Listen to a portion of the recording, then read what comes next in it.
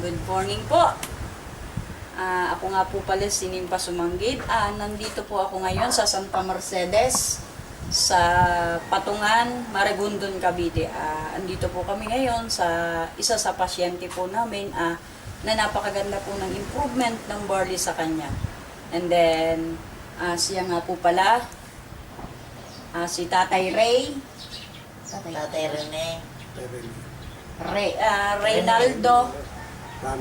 Reynaldo Ramos. Siya po taga rito po sa Maragondon, Cavite. Yan po yung misis niya. Pakilala kayo.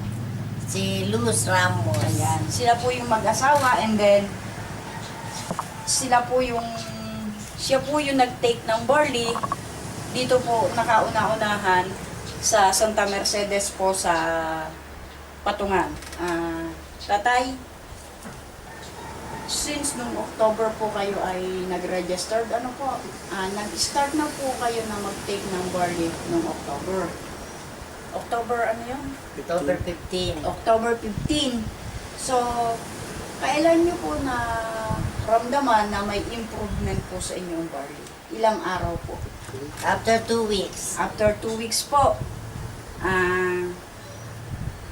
wala po kayo na mga ibang gamot na sinubok kay tatay, katulad ng kanyang mga nararamdaman, wala po siya iniinom na gamot butika. Nung nag-take ng barley, inalis na yung gamot butika. Ano-ano po yung mga iniinom na gamot butika? Glimepiride, simvastatin, Saan pa sa allopurinol, sa mga uric acid, cholesterol, sa diabetes. Diabetes po niya.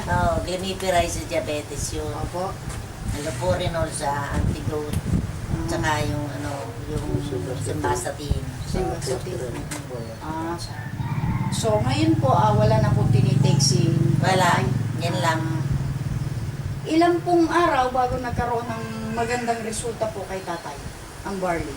2 weeks nga. 2 weeks po. After 2 weeks po noon, dire-diretso po. Diretsong take niya. Ano po yung gumaling kay tatay? Gumaling sa kanya yung almoranas. Pero pinagagaling nga yung manas. Yung berry-berry. Pero sabay na gumaling ang berry-berry at saka yung almoranas. Thanks po talaga kay God. Very powerful po talaga pagdating yung produkto ang nagsabi na po sa tao. Kaya nga po sabi ko sa inyo, hindi lang po yung nararamdaman ni tatay, 100 diseases po pwedeng pagalingin ng barley.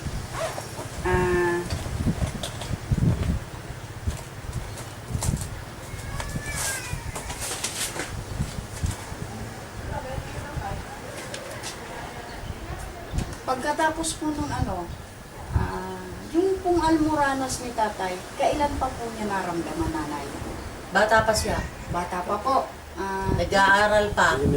Elementary pa lang po, nagkaroon na kayo ng May almoranas almoranas. na siya.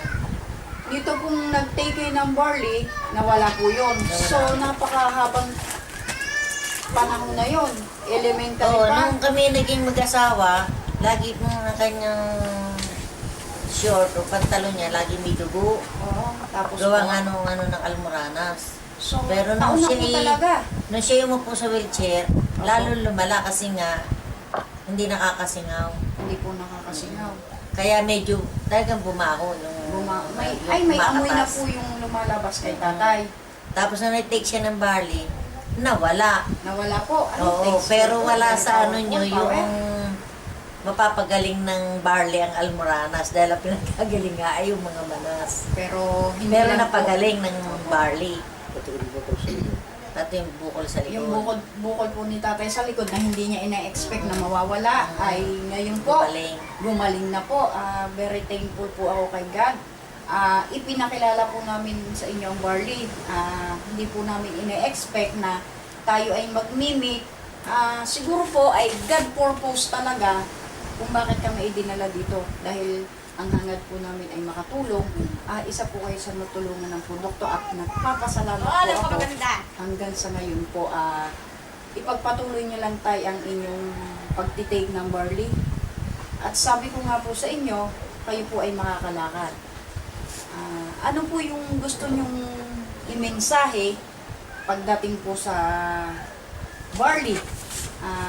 Sabihin niyo po tayo, unang pasasalamat po, nanay, tatay. Eh kami nagpapasalamat sa Barley.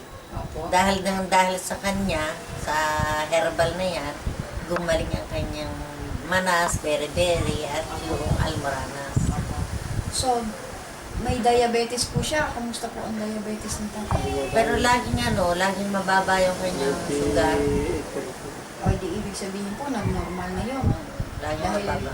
kapag po ang alam ko sa may diabetes, umaatake yan, para kanina uupos na kandila. Yun yung alam ko. At kapag medyo gumagalaw yung mga kalamnan natin, na parang ang sabi ng matatanda ay hangin, yun po ay sintomas na tumataas yung ating sugar. Ngayon po, hindi nila nararamdaman. Parang Ay, oo. Ganyan nga yun noon. Misa kumikisay. Oo, yun po yung sabi niyo, Parang hangin. siya. Pero yun po ay sintomas na tumataas yung sugar po natin. Ay, ganun pala yun. Opo, opo. Ayun po ay isa sa natutunan ko sa pagtitrain ko rin po sa... wala na yung parang Opo, sa pagtitrain ko po yan sa Sante. Si Dr. Glenn Cebuano po yung nagtuturo sa amin pagdating sa pangkalusugan. So, yun na ang